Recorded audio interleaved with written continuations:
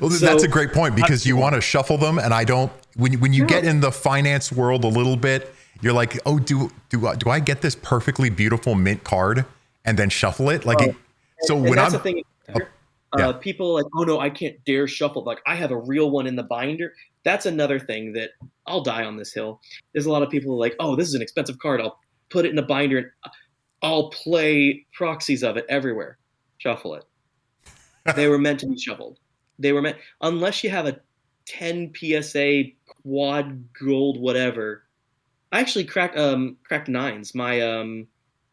You monster. My foil, it has to be better than a 9 for me to not crack it. Actually, my Gaia's Cradle, I had a Gaia's Cradle that I won, and it was really good. It was a pretty good kit, and it was English, so which means it's unplayable. Almost all my decks are non-English, out of principle, and I like non-English cards, so I had all these non-English cradles. I had one English cradle. I had a foil. Foil is English only because it was a Judge promo. But my regular English cradle I didn't run, but it was in really mint condition. But I double sleeved it, threw it in the binder. When anyone ever came over and they're like, oh, I have a proxy cradle, just grab it, just play it. They have a version to play, and they play it. After a while, I went and sent it in for grading, which I'm not big into grading cards. You really have to meet a threshold to grade a card for me. And I'm like, this is really good. And I understand it's hard to get above a 9, but I come from collecting coins as a kid, so at least I understand that slabbing is one thing and getting it to look nice. I sent this cradle off for $100. Cost like $100 to get it graded. Got it back, came back in 9.5. Population was 12. There's only 12 9.5 cradle at the time, or higher cradles, and there were no 10s. Wow. Unless PSA has come out with one, there's no 10 cradles. That made this cradle 3 times the value. Yes. Because it was very good. That cradle had been played in so many decks and shuffled by people that did not play with $1,000 cards. The beauty of double sleeving. And it came back a 9.5. I have spilled plenty of beers on the table, and other people have too. We were fine. Don't roll metal dice. I had someone roll a metal square dice in my Masterpiece Mana Crypt. He was actually one of the best men at my wedding. He still is. I give him shit over it, but I'm like, this is a deck that's going to run.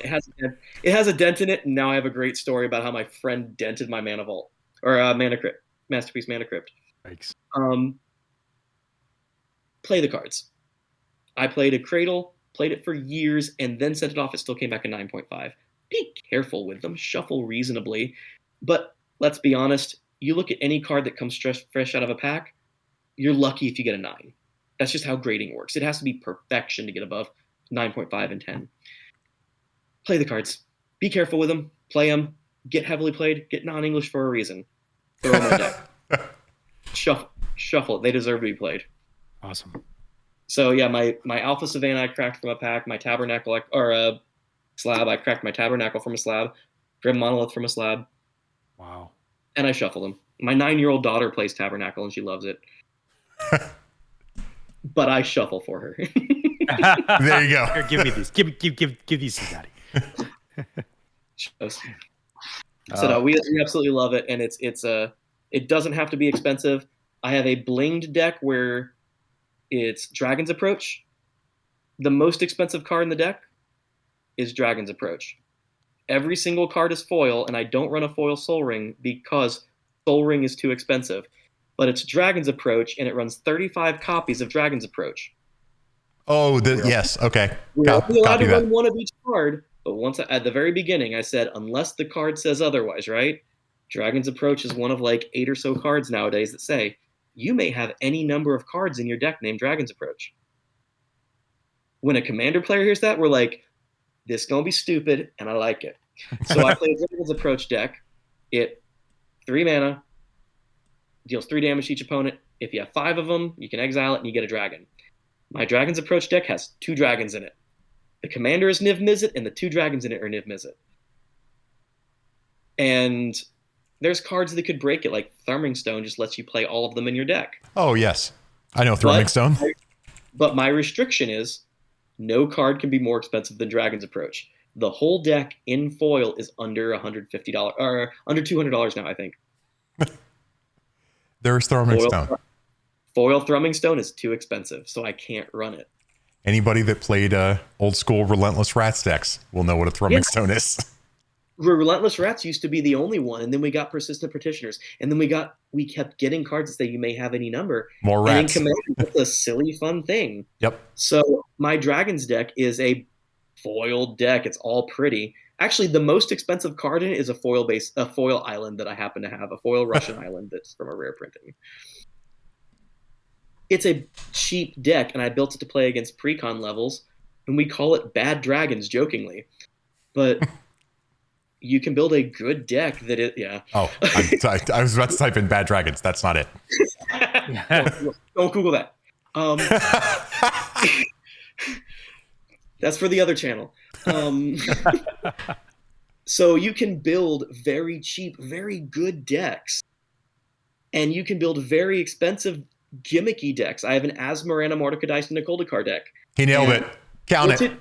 Nailed just it. so I can say Asmarana Mordekaiser and a Koldakar, and I built a silly deck, and I don't play green, black, red, so I'm like, I have a Badlands. I have a spare Imperial Seal. I have a spare all of these old cards. I have a Beta Force Field in there. Just because I want to finally build a red-black deck, and it's a gimmick deck, and it's fun, but it's super expensive. Force Field is a card that is the definition of Commander value, right? Like this is a card that was it's just not playable anywhere, right? It's a sweet card. I love the art. I had one of these in my casual decks in the 90s. And it's like, if it wasn't for Commander, this card will never get played. Did you know that connects to the Mox Jet? That's the same artwork, isn't it? Yes. It's the same backing. So Frazier, when he did it, the way Frazier did them, it's the background, and then he did the art over top of it separately. That's from the same background, and it was cut. And they use it as a force field. Money, yeah. So, but Force Field is very playable, and I've only ever seen one other player play it. It's an expensive card, but a lot of people are more aggressive in Commander than defensive, and that's a very defensive card. Right. And I love the card. It's a fun card, and it comes down to people like, oh, that's not bad. Swing for Commander damage. I'll take one. Yeah, and again, it's a great card that's sweet. And you've always I always want to play with it, and the only place I'm going to be able to play with this reasonably is Commander, right? And that's the thing, you only need one, you have fun with it. And that's a joke deck. Asmo, we'll call her Asmo. Oh, say it. Is Asmarana Mordekaiser and a Koldakar. And actually I met Ryan Pancoast at Command Fest, and he didn't do the art for the tokens. I got a blackened Drake head that he hand drew for my food tokens, and I'm from New Orleans, so I have to have a blackened food token. And you can see that little plate. I'm pointing at it like anyone else can see it. That little plate behind her with a scorpion tail coming out of it is the food token that the Underworld Cookbook, which she fetches, makes. It should be here because I got Scryfall is awesome. Give me a food token. And he was a super cool guy. And it was really cool to meet him. I'm like, cool, my gimmick deck now has a $30 food token. But it's a gimmick deck that's $10,000. But then you can have a very powerful deck that is budget. So you have every gambit. So the thing is, or everything in the gambit, and sitting down with someone like, we'll go back to Edgar Markov, you're like, oh no, this is a good deck. Urza. Of course, we have to mention a Modern Horizons 2 card every 30 seconds because power level. Urza, that is a mean commander. Oh my god. People run that with stacks because you tap an artifact for blue. Okay, great. Blue has mana. What's the big deal? Well, you play cards like Winter Orb and Static Orb and all these cards that when they're tapped, because the way words were written 30 years ago, they're mean. Right. I get to untap, you don't. I have an Urza deck. And it's a comparably cheap Urza deck. Like, I have Mana Crypt and stuff in it, but that's about it. I think Mana Crypt's the most expensive card in the deck. Urza is mean. They're like, oh, this is stack. I'm like, I have to sit down, and this is like just the way you got Edgar Markov. Mm-hmm. And they're like, don't you dare do that. I sit down with Urza, and people are like, no, I'm not playing that. I'm like, wait. And I usually have someone vouch for me. It's a mono blue deck with no counter spells, no removal, and not a single stacks piece. As Jeremy and I are legacy players, we're short circuiting right now. Yeah, and it was like, wait, what? So you're thinking, oh, Urza, I can do this, and I can run Winter Orb. I can tap it for blue, so that I get to untap my lands, but they don't. Fun. Well, This is the commander. fun's the wrong word, but yes. You're everyone's gonna like grab Edgar Markov. This is the guy we need to kill, right? Right. And Jeweled Lotus now, it used to be like, oh, I need Mana Crypt, Lotus Petal, and an island. Jeweled Lotus, island, cast Urza. Right. And Winter Orb is one of those cards. It only lets people untap so much. The catch is that the way artifacts were written back in Alpha was if they were tapped, they didn't the work. effect didn't take place. Yeah. Urza taps your artifacts. Normally, you would have to go out of your way to find something to tap that. Now you have your commander that does it. Not only does it do it, it gives you mana to do it. It rewards you for being mean. So I have an Urza deck that I sit down and I get those reactions that you're talking about. No, he's playing this. No, you can't. We don't do that level here. I'm like, no, you don't understand. This is a dumb deck. The deck revolves around Shared Fate and things like Enter the Infinite. And it makes everyone draw everyone else's decks. Or it plays a card. Actually, I did this on turn 2. I did Show and Tell, which lets everyone drop a permanent into play. Right. I dropped Dream Halls into play. Oh, yes. A card that used to be banned. And Dream Hall says everyone can cast a spell for free. Instead of playing their mana, you discard a card that shares a color. So on someone's turn 2, I was playing Urza and was playing against some guy who was being a young kid who was like kind of being like, what are you going to do? And actually, I think he said something along those lines. I'm like, do I do it? Do I do it? And everyone else knew what my Urza deck did, said. They looked at their watches and like, yeah, go ahead, do it.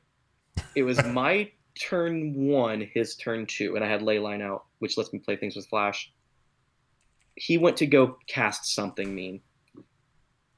And Leyline lets me play stuff on his turn, so I'm like, I played Show and Tell. Okay, cool, everyone dropped something little in. I dropped Dream Halls, which lets me play spells for free. I then proceeded to Enter the Infinite, which let me draw my entire deck. It says draw all your deck, but except one card. It's a big, expensive spell. Oh, sorry, I played Omniscience into that. I was about to say, this used to be part of the Omni show combo in Legacy. Yeah. It was Omni into that. So Omniscience lets you play spells for free. I played that. Oh, no, actually, I didn't need Omniscience. I used the Dream Halls in this one. Right. Because Dream Halls let me play it for free. Right. So I didn't use Omniscience. I used Dream Halls. Because Group Hug, we let everyone do it. I drew my deck, and then I played a card called Hive Mind. There it is. I know Hive Mind. That's a combo. That's a very fringe combo deck in Legacy. Very fringe. It gets a lot worse in Commander. So Hive Mind says whenever anyone plays an instant or sorcery, everyone plays an instant or sorcery. You play a counterspell, we all get a counterspell. You play a Beast Within, we all get a Beast Within. You play a Pact of the Titan. I played Eternal Dominion. Oh, God. And I'd like to remind you, this is on his turn 2. It's not even my turn. This is, yeah, I remember this card. It's got a wall of text on it. So it lets you do 2 things. The first one is you search for a non-planeswalker permanent, an enchantment. It's an enchantment, land, artifact, creature from someone else's deck and put it into play. Long story short, non-planeswalker permanent, you get to put it into play. It has epic. There's only 5 epic spells in the game. It says for the rest of the game, you can't cast spells, but you get to do this one on each of your upkeeps. Right. Okay, so if I'm playing this Commander, pretty cool in Commander. I can't play my deck anymore. I only get to get everyone else's. With Hive Mind, everyone does it. For the rest, so this guy who was talking a little bit of smack, he's like, yeah, I'm going to combo off. I'm like,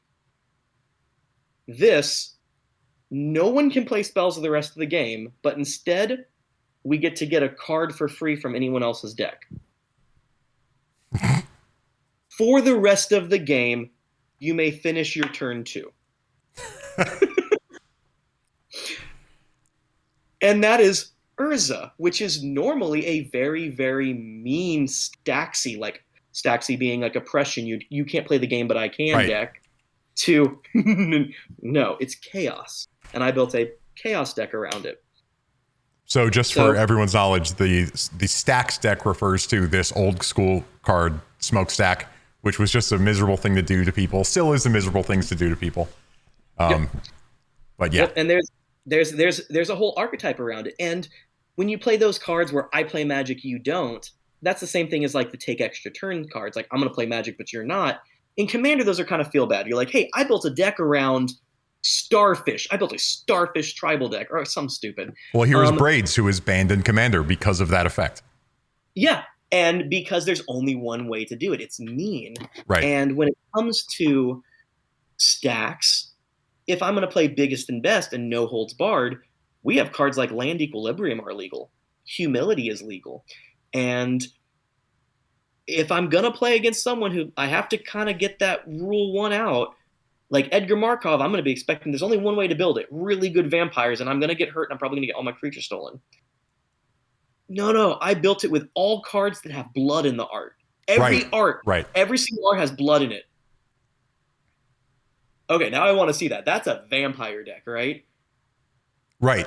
Well, cool. one of my best examples is there's a friend in your play group has a deck called Ladies Looking Left. Yep. This is my artwork of ladies looking towards the left. Which means Braids wouldn't work because, as you can see, Braids is looking to the right. She's looking to the right. She's out. Get out of here. And get out of here, you bum. Avacyn could be really mean if I put Armageddon in it. But no, it's all angels and only angels. Well, there's a really good angel warrior. Nope. Right.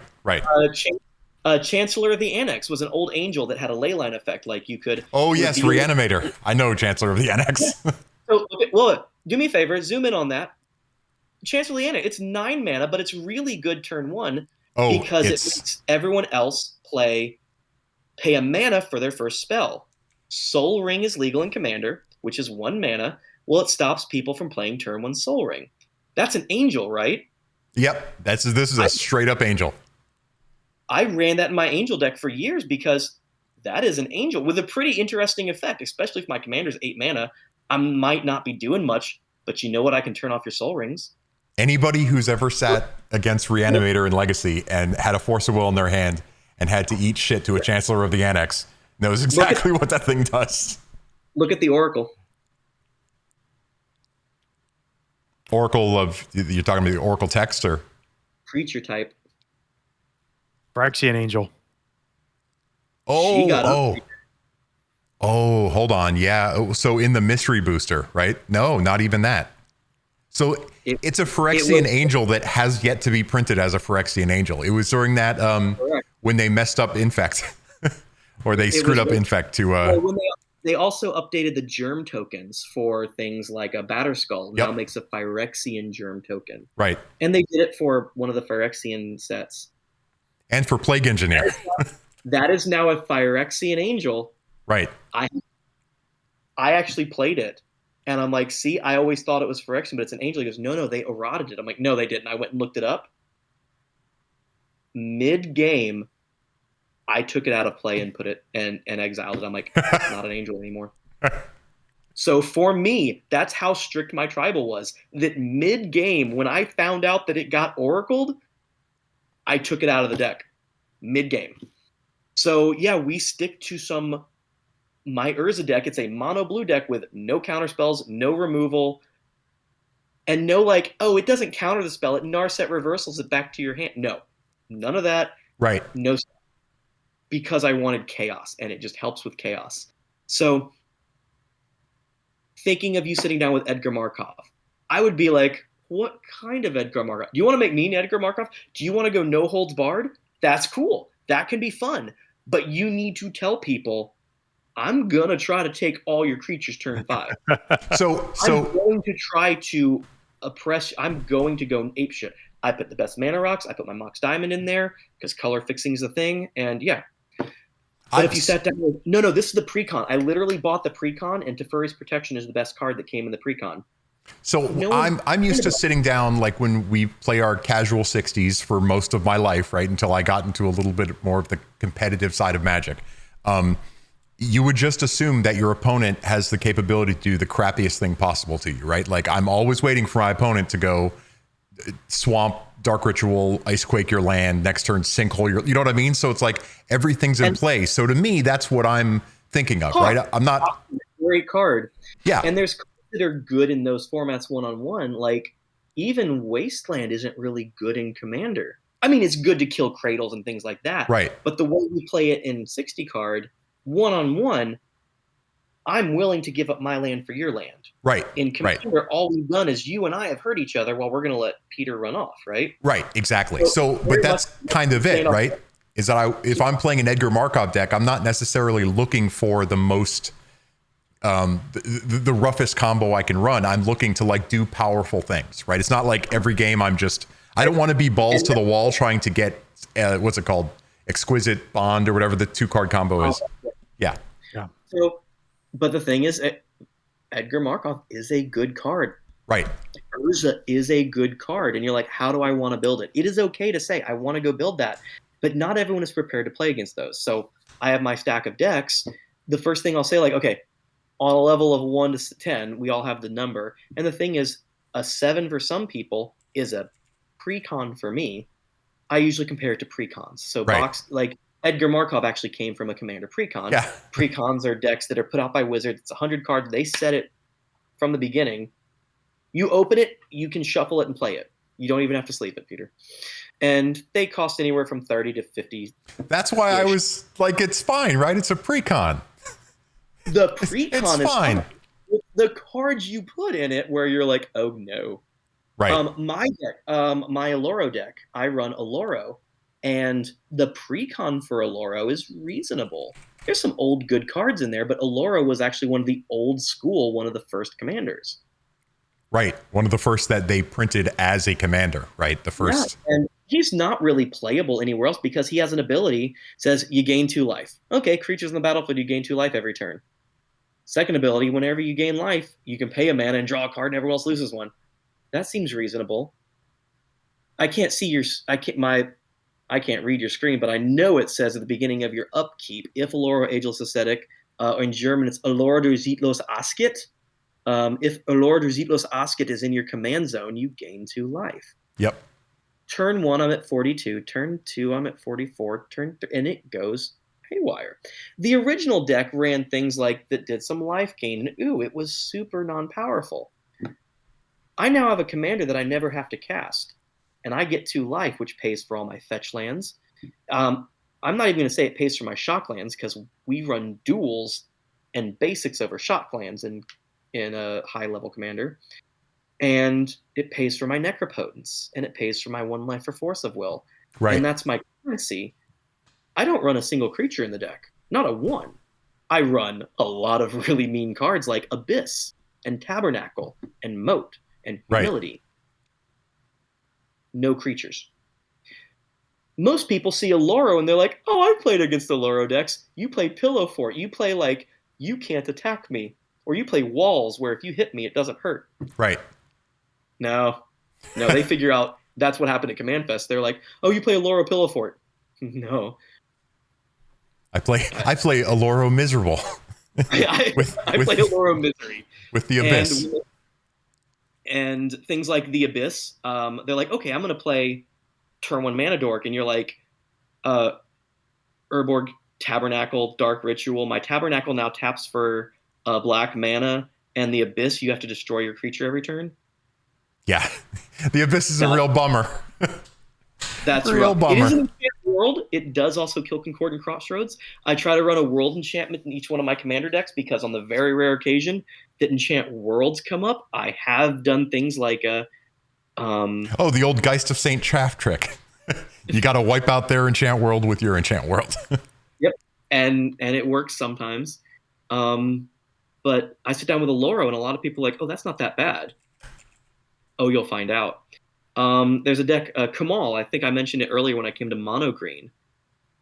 Kamal is my deck where if I don't know the power level and I don't know whether people are playing dick decks, and I don't know if people are going to play casual pre-con group huggy decks, Kamal. I'm showing everyone enchant Gravity Sphere as your answer to the enchant world. Gotta have an answer to the abyss, and there it is. Mono red answer for your. Yep. You were saying Kamal. Kamal, I sit down with Kamal, and people are like, "Oh, that's not bad." And of course, I run an old border signed Kamal because we gotta run bling. That's an old border one, and it has 2 abilities. It looks kind of familiar to an elf called Azuri that pays 5 mana, gives your creatures +3/+3 and trample. Overrun. Exactly. It's a closer. Yeah. Well, this is my commander. My commander's my closer. My Kamal deck has 3 creatures in it. Because he makes 1/1s. So pay a green. Azuri pays a green and regenerates it, saves an elf. Great for an elf deck. Kamal pays 1, makes a land a 1/1. Now, I play that deck. When I sit down with it, I rarely have any people go like, "Oh, that's awful." They're like, "What does that do?" And I let them read it. My friends, however, one of my best friends hates this deck with a passion. If I don't know what people are playing, I'll play this. This is my blind deck. Mm-hmm. If someone's playing regular group hug, whatever, it's cool because, okay, I can animate my stuff, my lands or my creatures. They might not have seen this. But if people are going through and playing like oppressive board wipes, it doesn't say target land I control becomes 1/1. It says target land. Oh, yeah. I can animate. Copy that. I like it. Nevdisk, your lands are all creatures. You just destroyed all your own lands. Interesting. Like it doesn't tell you. It doesn't give it a creature type either, so you can't plague it or whatever. So yeah, it's interesting, and that deck revolves around. I've gotten all 31 lands in the deck out turn 3 several times. Mm-hmm. It gets every land in play, and then what I do is I animate them. I do not run living lands. I don't run living lands. No, I have it. I don't run it. What's the one from Legends? I'm not living plane. Living plane. That's it. I'm not that mean.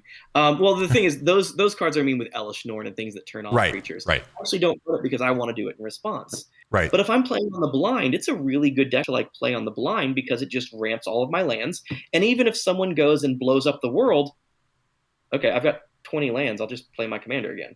I'm fine. Right. And I'm not joking. It's really common to play. I actually have a test print of the Boundless Realms, and I'll play it, and however many lands I have, I go and get that many more. It's not uncommon to have 30 lands in play, so if anyone board wipes, we will rebuild. Oh, there you go. And I love the card Boundless Realms, and I have a test print of it. That was one of the cards I showed you, and it says, test card your library. And there's only a few of them, and those are legal in Commander. We can run some bling. It's all of a $2 card. It gets more lands. That deck is really good in the blind because if someone is being a dick and playing like mean cards, I can be mean back. If we're playing kind of a casual game and someone goes to swing at someone for the win, I can be like, I'll animate your creature so you have a blocker and I can keep them in the game. Right. Lets you have some manner of control in a mono green deck. And that's fun. I could build the deck better. I could build the deck. The thing is to have fun in Commander. Right. And now, if I'm like, no holds barred, I'm going to ramp and I'm going to try to do my combos. And there's some crazy things where I can play my entire deck. And it works in that deck. It's just crazy, crazy mana. And it's one of those decks we have to bring a calculator out on turn 4. And I run Bosium Strip in it, which is one of my favorite reserve list cards. That's one of my... I have 139 copies of Bosium Strip, not because I'm speccing. I just really like the card. And... it lets you play your instants and sorceries from the graveyard. And that is, I feel, one of the most underplayed cards in Commander for the money. It was like a $2 card for years. Now it's all up to all of like $9. It's a reserve list card. They can never print it, but people misplay it. And that's a kind of card that is actually super playable in Commander. Right.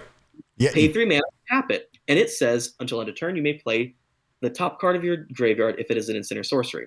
And a lot of people are like, whoa, it's 3 mana to flashback 1 card. It's not. It's 3 mana to flashback the top card of your deck. So if you flash it back and it goes away, The next card of your graveyard you can do, and then the next card, and then the next card. It doesn't target. It just says as long as the top card. And I've gone and played my entire graveyard from it before with this $2 reserve list card. So you play Boundless Realms. Seems like a good rate to me. I'll go and get 7 more. Now I have 14 lands. Right. Amulet of Vigor untaps them. I'll do it again. And I go and get 14 lands. Now I'm at 28 lands by playing 1 card twice. And silly things like that aren't playable in any other format. That's a fun card in Commander, and people don't realize how it works. And I had someone go and they're like, cool, I did this and they blew it up. Actually, I played the Great Aurora, the removal spell that I showed earlier, the Artist Proof, and it removes everything, and someone went and countered it. I'm like, cool. And then they blew up my Bosium strip. I'd already activated it. They blew it up, and they countered the Great Aurora and went to the graveyard. I'm like, cool. I'll play it again. That's another thing that you only see in Commander. Destroy your Bosium strip. Oh, it's to the point that if I play it, they know I built my deck around this silly $2 reserve list card. They will go out of their way to kill it. When you have people that go out of your way to destroy a basic land because you see a squirrel's nest being cast. Oh yeah. Is that legal? Is that combo? Is Earthcraft? Yes. Squirrel? Okay. Yeah, Earthcraft. Yet another card that's really only useful in Commander, right? It's banned in Legacy. No one's going to play this in Vintage. God, that would be busted in Legacy. But I run it in my Rice deck. I don't run Squirrel's Nest. I'm not going for the combo. It just turns untap a basic land. And if my land's tap for 2 or 3 or 5, cool. Hey, it's a powerful enough effect to be banned in Legacy, right? Like it's up to something. Yep, and it's a good card, and it's a Commander legal card. So you can run expensive card, and that card's like $160 now or so, memory. Yeah, 166. I actually just gave one to a friend of mine who runs a Squirrel deck, and he went to Command Fest with me, and he's not in a position. He loves Magic, but he hasn't been playing for long enough to have all these old cards. And look, Earthcraft is a hell of a card to spend $166. You know what I mean? Like if you're going to spend $166, you could probably get better value unless you're playing a Squirrel deck. No, that's how good that card is in Commander. Elves. Yeah, turn one Earthcraft. Turn 2, I play my Commander. My Commander now taps for mana. Right. Wild Growth. Oh, you can do because it's the enchantment doing it. Sprawl and then an Arbor Elf. That's busted in Modern. Oh my God, Utopia Sprawl went up to $12 because of it. Earthcraft does that to everything. Right. In my right deck, my green-white 1-mana elf, I have 9 fetch lands or something. I have 13 effects that will get Savannah. And I run an alpha Savannah. I find myself going and getting a basic land first, just in case I get Earthcraft. But Earthcraft, $160 card, and Squirrel's Nest, a 50-cent card. Right. If that makes... It got reprinted, so. And you know what? If I die to Infinite Squirrels, rock on. We'll play another game. So that brings me, let me ask one more question here about, you mentioned fetch lands. So I'm playing a 2-color Commander deck, right? Let's say I'm playing white-green. Can I put Verdant Catacombs in there to get my Savannah? What color is Verdant Catacombs? It's black-green. No. But it's not, it doesn't have any color identity. It's colorless. In the mechanic of the game, yes, it's colorless. We'll look at, are there any mana pips in it to make it another color? Nope. It's not. Here's a fun thing. This actually happens pretty frequently. In my Aloro deck, which is the white, black, blue commander that you showed, it's white, black, blue. I run Yavimaya. Okay, right. Yavimaya turns everything into a forest. But it is not a forest itself. So that's fine. Does not have a color identity. So Urborg, you can run Urborg in a mono white deck. Oh, for oh man, what's the card called? Cormaspell? No, you monster. No, I'll bring up Cormaspell while I think of the name of the it's the Paladin. It makes it gets +1/+1 for each swamp your opponent has in play. Oh man, it's not a good card. What is the card that whenever you tap a swamp, it deals damage to you? Oh Oh God, corrupt land. That feels like a card from Revised. I don't know what it is, but it feels like an old, like Blight or something like that. No. Crusader. The one I'm thinking of is something Crusader. Okay, no, I'm sorry. Karma. Do me a favor and look up the card Karma. Karma. Karma. Was I wrong about it being Crusader? Son of a. Okay, hold on. Karma. Let's get the. And this is an old card, so it was actually, was it an alpha? Yeah, Yes. It was an alpha. Karma deals 1 damage to player for each swamp has in play. Let's read the Oracle text. At the beginning of each player's upkeep, Karma deals damage to that player equal to the number of swamps they control. Oh, and it stays in play. That's miserable. So look up a card, Darian. Is he the King of Keldor? Yep. There he is. Your dealt damage you may create. Whenever you get dealt damage, you make a 1/1. You run Karma, and you run Urborg. Urborg makes all of your lands swamps. It is not a swamp. It happens to have black color on the card, but just like a fetch land, it is a colorless card in play. Okay. That's what I was curious about. Can I get my white-green land with a black-green fetch land? Oh, absolutely. Normally doing that is like at the upper end of optimizing. Like in my 3-color deck, I run 10 fetches. There's 11 fetch lands. There's 2 of each color and then Prismatic Vista. Right. So there's 11 fetches. So in my 2-color deck, my white-green deck, I run 7 fetch lands. Right. Okay. That's what I'm. Yeah. Because anybody who plays Legacy, right? You run. You run the colors. You kind of want to break them up because you don't want to get pithing needled right on those corner cases. Yep. And why not the variety? Well, in Commander, you're only allowed to run 1. Right. So to get that kind of redundancy, if you have them, you run fetches. It's not a requirement. It is good. It works with other things where you want to shuffle your deck. But when you come to things like Urborg can be run in other decks, and you run it in a Darian deck so that now you're playing swamps. You're playing mono white, but all of your swamps deal you a damage and make you a token. Right. That's silly. And that's funny. And we do that shit on purpose. All right, we should wrap up there. I think we've gone pretty long here. Pete, do you know where we're at? No, I don't see the timer. I know we're pretty deep into this. If anybody's still watching, we really appreciate it. We're gonna break it up into I'm gonna break it up into different parts. Oh, good. That'll be good. That'll be good for the audience. Oh, I get a 2-parter. I'll take that. Grand Abolisher. It's called Grand Abolisher. Thank you. I was gonna bug the piss out of me. It's called Grand Abolisher. That stops. Pull it up. I'm gonna pull up Grand Abolisher. That's been working in the back of my head this entire time. Grand Abolisher. During your turn, your opponents can't cast spells or activate abilities. That's it. 25 minutes ago. Yeah, it's like a sickness with me. It's like in my head, and I'm like, I know what that card's called. I know what that card's called. And I should know it too. I'm the Commander player that plays against Grand Abolisher. Come on! All right.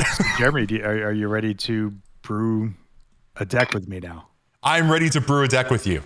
Let me ask you this, Peter, as the wrap up. What is your commander you're going to make? I'm going to judge you so hard on this. Everyone watching. I can't commit right now. I don't know. What are you thinking? What is your like? I love this creature. I want to ruin. And do you want to ruin it? Or do you want to ruin it? Or do you want to have fun with it?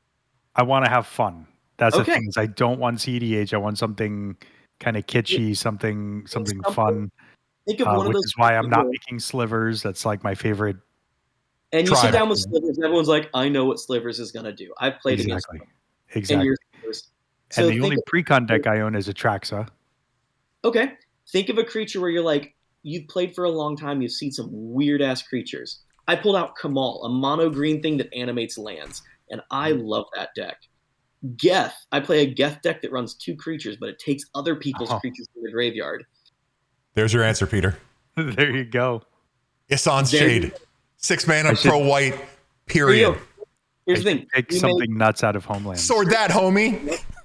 Everything has to be Christopher Rush, and it has to be signed, which I know is your favorite. So That's I just bought on eBay a signed Ishan Shade for like $80 because this was the coolest card when I was a kid. It's terrible now, right? But it looks kind of like Vampire Hunter D. This was awesome when it came out to me in like 1996. I was like, this is the best card ever. You can't sort it.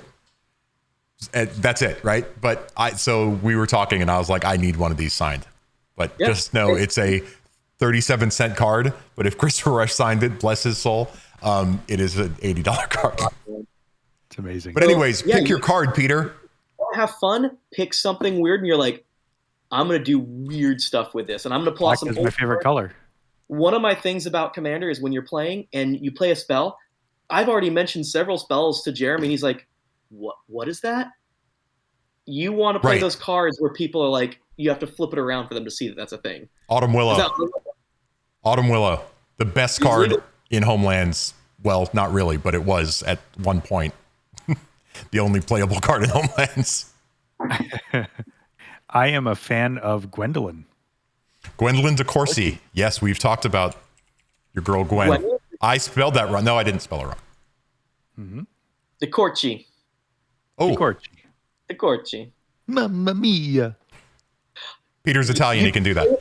Sorry. You're like, I'm a swing for 2 damage. Like, there you go. You could do a deck and just make sure everything is in Italian. Ooh. Bonadea. Wait, so Ashling, I have an Ashling deck. It's mono red. My restriction was every card had to be in Japanese if it was available. That deck took me 2.5 years to build. There's only 4 cards in it that aren't Japanese, and they were never printed in Japanese. Wheel of Fortune, Gauntlet of Might, Glacial Chasm, and Taunus' Coffin were never printed in Japanese. Taunus' Coffin. What? I said Taunus' Coffin. Oh, wow. That's a lifesaver in an Ashling deck. But every single card in the deck is in Japanese, and that was surprisingly hard to build. Build yourself a restriction. I know you like a Italian show and sneaking show, right, Jer? Oh, I wanted to. It's too. It's not worth the time I could dedicate to finding like 2 Italian City of Traders. I'm just like, I have better things I could be throwing money into the dirt for. That's the kind of thing you can spend years building it. Like you build it, and then what you do is you slowly, like as you find these obscure cards, you swap it for Italian. And you, once again, how many City of Traders did you need? I think Sneak and Show you want like 2. That number changes here and there, but typically 2. 2 to 3. Yeah. How many you want in Commander? 1. Yeah, that's true. Just 1. It's just Una. So it's so do something like that. It doesn't just have to be the card, but the second you say Gwendolyn de Corci, and this way you can no, it's not Corsi, it's Corci. Do the whole deck in Italian. Do it. Well, no. So Pete, is this you're on the Gwendolyn train? Is that what when we get together and talk about this? This is what you want to build? Yeah, let's go for it. This lady, all right. And that's actually, if anyone sat down with a Gwendolyn deck, we're like, okay, this is a fun deck. I'm not worried about you being locked down. Oh no, you can't play with it. No, you're trying to be mean. It's just going to be nothing but hand hate and rack. But here's the thing: hand hate in Commander isn't that bad. I mean, it hurts, but it's not like the lockout that it could be in one-on-one. Because you got to pick someone. So you got 3 people, and you're like, oh wait, which person am I wanting to hit? Right? Mm-hmm. And my Asmo deck is a rack deck. It's Commander rack. You're at 40 life, and they can draw 1 card that blows up the board. Be prepared for a reset. It's fun. So yeah, the Gwendolyn's a great deck. That's a fun one. So I might be on the Rasputin train. Rasputin Dreamweaver. Is that? Oh, that's the one with the counters, right? Yes, you put 7 counters on him, and you can remove 1 to add a colorless or to prevent damage to him. So that's 1. I do like being on the old school legend. You know what I mean? Like the original legend. Or the other one I've been wanting to build, and I don't know if it's good or not, but I like Empress Galena because she's hanging out with a seal.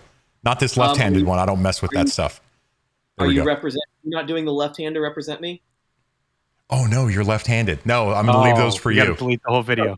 And I had an issue with the left-handed secret lair. A big issue. Well, before you let me tell you my issue with it. I had just purchased a foil Empress Galena. So that was my issue with it, is that I went, oh, good. It didn't lose any value because it's an old card and whatever, but it was just like, oh man, I got something special, and then I got kicked. Anyways, what were you gonna say? So I'm left-handed, and obstinately so. Like, it comes up all the time. So even when I fan my cards, Magic players, just so all you righty Magic players know, when we fan our cards, we fan them a different direction than you. We fan them this way. So when I look at my cards, I see the mana symbols. I don't see the names. Right. One, that's why my deck isn't in English. I don't see the names anyways. I learn cards from the mana symbols. So the test print Wrath of God that I have up there was when they were testing to see which side to put the mana symbols, and they tried to put the name and the mana symbols on the far left. Left-handed players hated it because when we fanned our cards, we couldn't see jack shit now. So they did the secret layer. And if you can go back to that secret layer. Yep. Also, the old art is better. I appreciate that they tried it. So the cards, when I fan my cards, I would now be able to see the name. Right. My issue with this is, of the 5 cards that were in Secret Lair, one of them's not even playable. 4 of them are legendary creatures. And the only reason that these are even played is because they're played as commanders. So you don't need to hold it in your hand. They're in the command zone. I'm never putting it in my hand. Ever. So they go and give me a card that I can finally read. And look at them. If I'm not mistaken, of the 5 cards, 4 of them are legendary creatures. Let's see. What did they do? Scrolling down to the left-handed. That are only playable as the commander. They should have done things like, there you go. So like a legendary planeswalker, which no one plays Garrett. Fair. We get 1 card. Rograk, that's the mono red Selesnya deck. Yep. It's in the commander. Geralf's Messenger, not played. Empress Galena, great as a commander. Sisay, amazing commander. But they're never in your hand. They're gonna be in my hand. They're gonna be in the command zone. I would want things like Deflecting Palm. Nah. Give me cards that I'm gonna hold and be looking at, and I can finally read. So that's my little soapbox about being left-handed. They almost gave me a secret lair. No, I get commander cards, and I'm a commander player. Okay. Sisay brings up a great question for me. Sorry, we keep running, and Pete's gonna die. I can see him. Yeah, I can see him tapping out. If I'm playing a Thalia as my commander deck, just as a thought experiment, can I play Sisay in there because she's got 5 colors in her? She's a white card, but has a 5-color commander color identity. So if Sisay is not your commander, she can only go in a 5-color deck. Correct. Got it. Okay, so that... That's an example of where that comes up. Okay. We look at the whole card. Well, there you have it.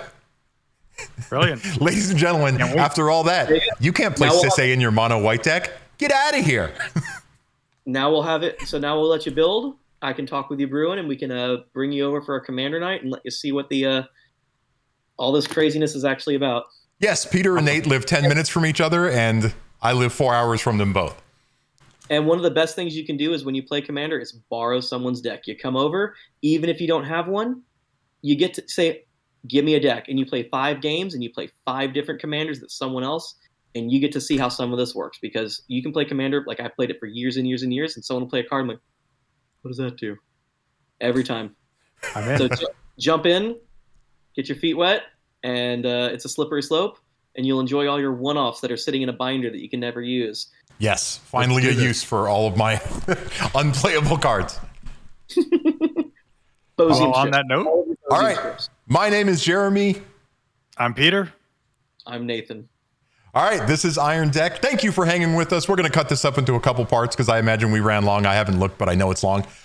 We will see you next time. Please like, comment, subscribe. You all know how YouTube works. Get it. I didn't stop recording yet.